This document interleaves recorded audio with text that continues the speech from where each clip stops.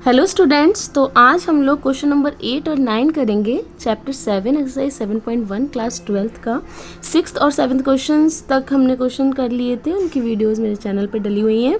तो आज हम लोग क्वेश्चन नंबर 8 और 9 करते हैं। चलो जल्दी से देखते हैं कि इन्हें कैसे करना है। तो देखिए, सबसे पहले हमें इंटीग्रेशन करना है इस फंक्शन का विद रिस्पेक्ट टू एक्स। ठीक है, तो कैसे करेंगे हम लोग? सबसे पहले हम लोग क्या करेंगे, इन्हें अलग अलग लिख लेते हैं। जैसे A X square D X plus B X D X plus C D X. ठीक है, ये वाला स्टेप लिखने का ज़रूरत नहीं है। अगर आपको समझ में आता है आप डायरेक्ट कर सकते हैं, तो ये वाले स्टेप को लिखने की कोई ज़रूरत नहीं है। ठीक है, अभी देखो, ए तो कांस्टेंट है तो ए एज इट इज़ आ गया।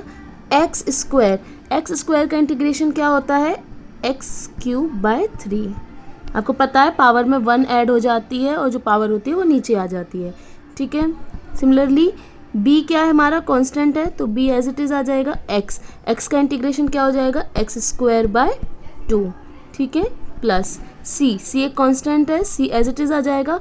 और इधर पर क्या है हमारा? कुछ भी नहीं है तो 1 है, 1 का इंटीग्रेशन क्या होता है? एक्स। ठीक है, किस तरह से होता है? जैसे यहाँ पे कुछ भी नहीं है यानी कि x की पावर 0 है, कुछ नहीं है तो x की पावर क्या है? 0।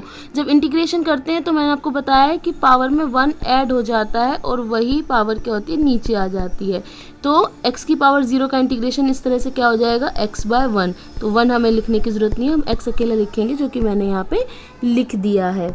ठीक है, समझ में आ गया आप लोगों को? उसके बाद हमें क्या करना है? एक कांस्टेंट लगाना होता है।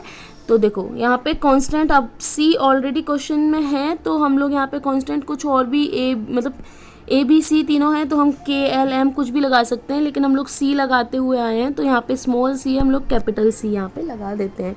तो हमारा फाइनल आंसर क्या हो जाएगा? A X cube by 3 plus B X square by 2 plus C X plus C. ठीक है, ये हमारा क्या हो गया है? आंसर हो गया है। समझ में आ गया होगा। अगर नहीं समझ में आया तो आप लोग मुझे बता सकते हो कमेंट में। चलो क्वेश्चन नंबर 9 देखते हैं। क्वेश्चन नंबर 9 में भी हम लोग क्या करेंगे? इसी तरह से इन्हें पहले अलग अलग कर लेंगे। अलग अलग किस तरह से करेंगे? देखो यहाँ पे ना ये इंटीग्रेशन का साइन लगाना भूल गए।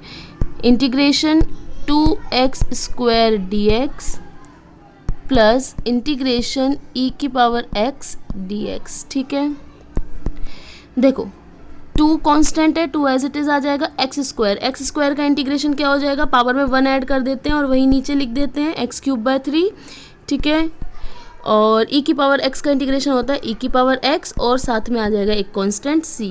तो ये आंसर क्या हो गया? 2/3 एक्स क्यूब प्लस e की पावर x प्लस c। ये हमारा आंसर हो गया। ठीक है,